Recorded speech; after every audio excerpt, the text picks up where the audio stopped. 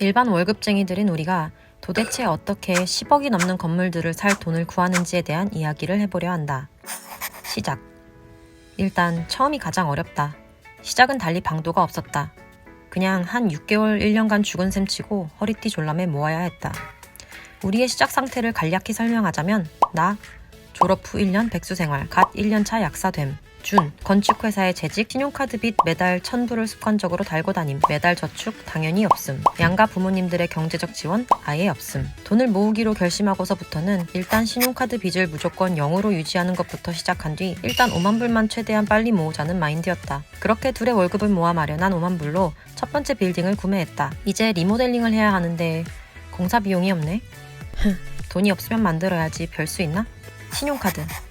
그 무렵 우리의 교과서인 비글 파켓 팟캐스트를 통해 12에서 15개월간 무이자인 크레딧 카드를 발급받아 부동산 비용을 충당하고 수익이 발생하면 기한 내에 갚는 방법이 있다는 걸 배웠다. 어찌 보면 모두 알고 있던 신용카드에 대한 개념이지만 카드를 발급받아 대출처럼 부동산을 사용한다는 아이디어는 엄청 획기적이었다. 몇 년차 직장인이었던 주는 크레딧이 780 정도였고 나는 사회초년생이라 크레딧이 좀 더 낮은 700 정도였다. 둘 다 좋은 크레딧 상태였으므로 한도 2, 3만 불 정도의 15개월 무이자 크레딧 카드를 개설해 총 10만 불 정도를 끌어올 수 있었다. 한꺼번에 다 발급받기보단 자금이 딱 필요할 때마다 발급을 받아 상환일을 가장 늦출 수 있게 했다. 이 방법은 보통 자재 구매에 적합한 방법으로서 크레딧 카드 결제 가능한 모든 공사 재료를 이렇게 개설한 크레딧 카드로 구매한 뒤 그 빚을 최대 15개월까지 달고 가면 된다. 이것은 매우 센세이셔널했던 15개월짜리 공짜 대출인 컨셉이었고 우리는 매 공사마다 이 방법을 사용했다. 우리는 공사 중에만 월세 수입이 없는 데다 리모델링 공사로 목돈이 나가야만 하는 상황이기 때문에 완료된 후에는 월세 수입과 우리의 월급으로 상환이 가능한 이론이었다.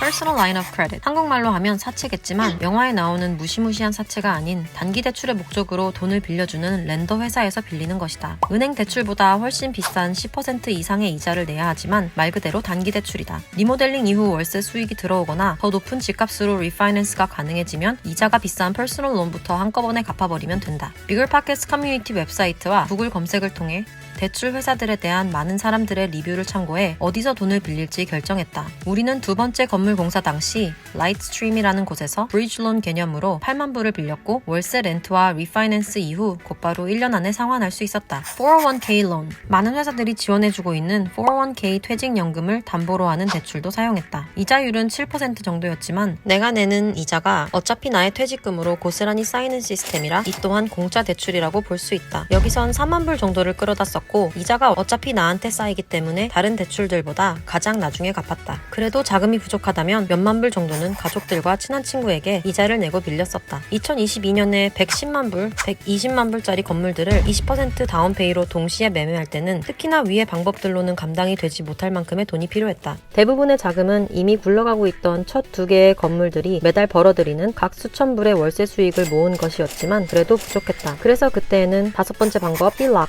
Home Equity Line of Credit을 사용하기로 했다. 쉽게 말해 집 담보 대출이다. 이때 첫 번째 건물을 담보로 10만 불을 대출받아서 부족한 자금을 마련할 수 있게 됐다. 이 모든 대출을 가능하게 하려면 부동산 운영에 필요한 빚 외에는 절대로 다른 빚을 만들면 안 된다는 철칙이 있다. Debt to Income Ratio가 높아지면 대출 자체가 불가능해지기 때문이다. 예를 들면 1년 전 우리는 픽업 트럭 하나를 5년 페이먼트로 구매하려고 디파짓을 걸어놨는데 그때 마침 건물 3, 4번의 계약이 진행돼서 트럭 구매를 취소하고 시누이 커플에게 넘겼던 차가 바로 이 차다. 차와 함께 5년짜리 빚을 넘기고 나니 건물 3, 4번의 대출 승인을 받을 수 있었다.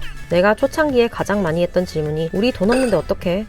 였었던 시절이 있었다. 그때마다 우리는 인터넷을 미친듯이 뒤지고 팟캐스트와 오디오북을 2배속으로 빠르게 들으며 최대한의 정보를 모아 돈을 어떻게 끌어올 수 있을지에 대한 대출 방법을 상황에 맞게 선택해서 문제를 해결했다. 우리에게 안정적인 직장이 절대적으로 중요한 아주 큰 이유 중 하나도 바로 대출을 쉽게 받기 위해서다. 우리는 주머니에 돈은 많지 않았지만 갚을 능력과 신용은 충분했기에 그걸 최대한 활용했다. 나는 돈은 무조건 모아야 하며 안정적인 게 최고다 말하는 베이비부머 세대 부모님 밑에서 자랐기 때문에 처음엔 빚을 내는 것 자체에 대한 두려움이 컸다. 하지만 부동산에 대해 배울수록 중요한 것을 깨달았다. 목적 달성을 이루기 위한 대출은 빚이 아니고 빈털터리였던 우리가 잠시 먼저 끌어다 줄 수 있는 감사한 작은 줄이라는 것을. 남의 돈을 끌어와 내 수익 창출 시스템을 구축해 놓은 후 시간 내에 다 갚는다면 그게 바로 적은 시드머니로 내 부동산 엠파이어를 세우는 최고의 방법이었던 것이다. 내 마켓의 시세를 꾸준히 공부하고 이해해서 그걸 바탕으로 집값 대비 월세 수익을 계산해 매물을 고르는 열정이 있다면 빚을 내서 부동산을 사들이는 건 오히려 리스크가 아닌 더욱 안정적인 노후를 위한 연금 마련이 될 것이며, 더 나아가 경제적 자유를 통해 내 가족과 개인에 쓰는 시간이 많아지는 삶의 질 향상을 기대할 수 있다.